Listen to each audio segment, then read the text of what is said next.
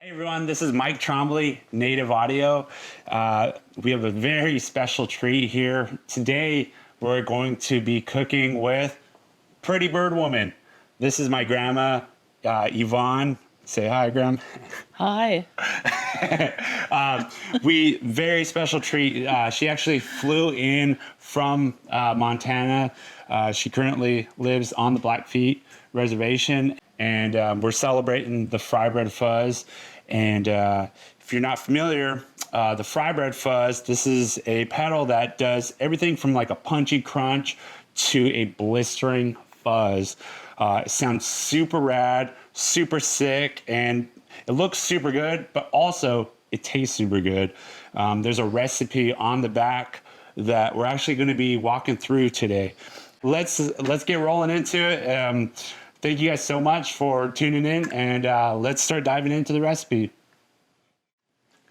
One thing that I do want to clarify on here is that this is a serving size of 8 pieces about.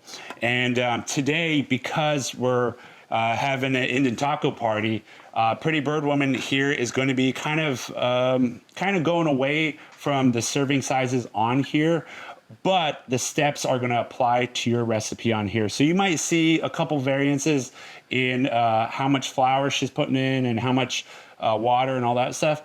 But don't worry, just follow the steps on the pedal and you'll be really good to go. So now the first step, Graham, is mix ingredients forming a soft dough ball. Can you show us how to dive into that?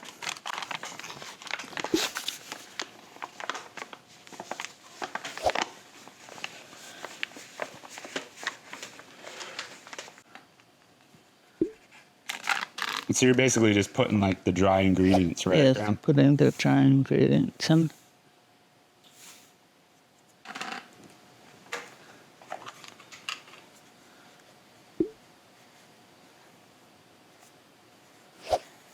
It's like watching a wizard just do their magic.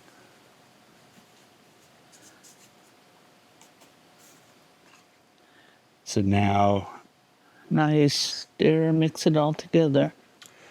So what happens if you use utensils? Is that bad? No, it isn't, but just make sure you wash your hands first. Safety first. I like using my hands because you can mix it a lot faster, and if you prefer using a spoon, you can. Then you make a little, like a well in the middle. Okay, so we'll put the liquid in the milk first.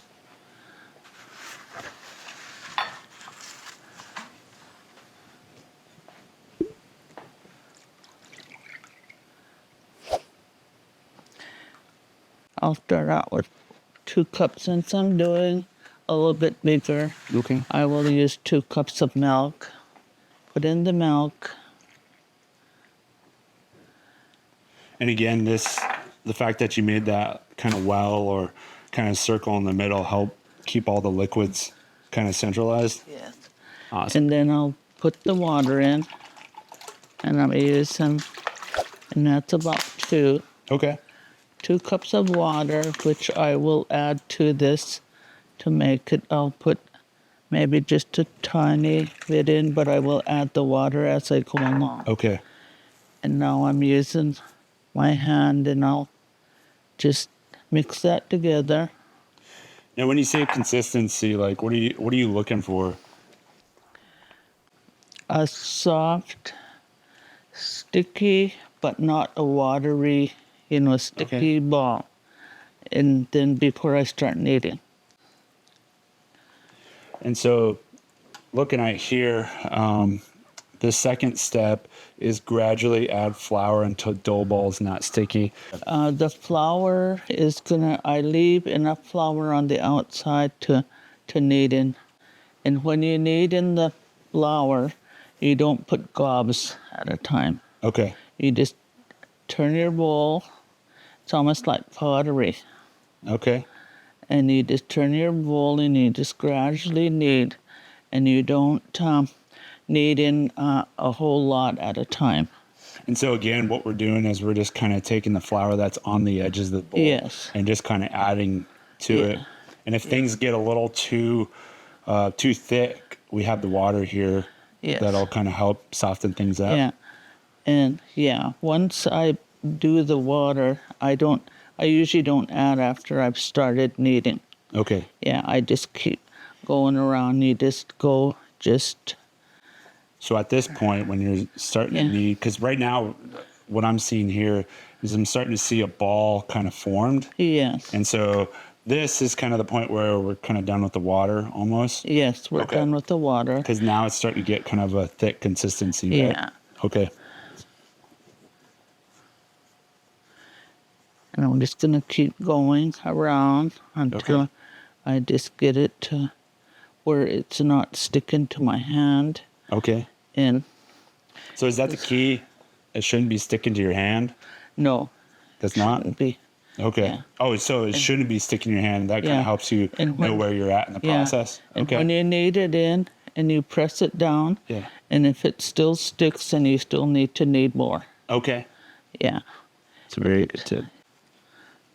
And there is going to be some flour on the bottom, and the reason for that is that when I start to make my fry bread, I can use that, and because when I break off like a biscuit size, and I'll make a little ball, and that's what I'm going to make my fry bread out of. And it may be a little bit sticky, so I can use a flour that's there. Yeah, to just so my hand don't, it don't stick to my hand. Okay, now it's pretty much getting right to where it's not sticking to my hand. Okay. So what I'm going to do is I'll turn it over. Okay. And I'll let it rest. And I usually say 5 minutes, Yeah. And it can be more, and I'll prepare my oil. Okay. And during that time, I'll let it rest. And the reason for letting it rest is that it will rise a little. Okay, so I'm going to turn this over. Okay. Here. And I'm going to just let it sit here while I do the oil. Okay. Pretty Bird Woman here is going to kind of help us kind of set some things up that we can do while we're waiting for our dough ball to rise. And you got a potato here, Graham. Very curious. What's the potato? The potato is to add to the grease when you're cooking the fry bread so the oil doesn't burn. Okay, now we'll put the oil in. Okay. Now I usually turn it on high so that it heats up, a lot faster. Okay. And I'm going to put the oil in up to probably at halfway up and I'm using a cast iron frying pan because it's usually the best to use with a high heat. Okay. And it holds, once it's heated, it will hold that temperature. Right now here I have formed biscuit-sized pieces from dough ball. And then what we're going to do is flatten each piece to about a 1/4 inch thick. And then if it comes sticky, add a dusting of flour. Okay, I'm going to take some of the flour, sprinkle it here, so that way, it's not sticking. This is the size I'm going with. Okay. So, yeah, that literally looks like a biscuit. So when we say biscuit-sized pieces, and I'm just going to, a little bit here, like this, because when I start spreading them out and having to put them in, I have to put them in quick. So this is how I'm doing this, and I will flatten them out a little bit. Okay. And just lay them there. Very cool. Yeah. So you kind of dusted it with some flour? Yeah, I'm just dusting it with flour so it don't stick to my hand. And I'm going to put it in the grease, and I'm flattening it out more.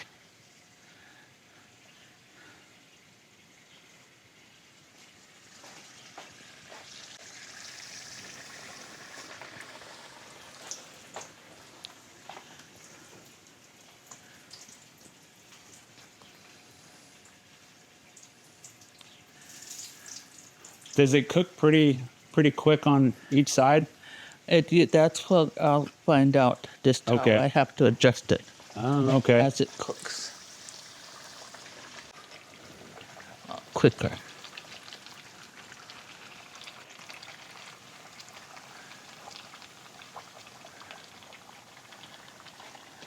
Leave now and there's so Okay. We are basically done cooking the fry bread. We have stacks of fry bread. Looks super delicious. And actually, I'm going to grab a piece here and just kind of share kind of the final product. When you finish your fry bread, you kind of want to get something that's kind of golden, right, Graham? Yes. Yeah, kind of golden, nicely cooked. And you see, because she waited and because we waited for that flour to rise, it's a lot puffier, right, Graham? That is like, I mean, I could probably use that as a pillow to go to sleep tonight. It's so fluffy. Okay, so why don't we crack one open and just see what it looks like? Oh, man. That is super good. Yeah, so I'm going to try this. Is that cool? Good. That is very good, Graham. That is very good. Well, Graham, I appreciate you so much. Yeah, I love you, Michael. I love you too. It's so cool to be able to do something like this, to be able to kind of take native culture and be able to share it in such a cool way, because fry bread is so special to our peoples. It's a native delicacy. As we close up, we really appreciate you guys taking the time, watching our videos, learning how to cook the fry bread. And if you guys ever have any questions, feel free to head to our website, ask us what you need, and we'll be there to help you. And again, Pretty Bird Woman, I'm Mike Trombley. Thank you so much.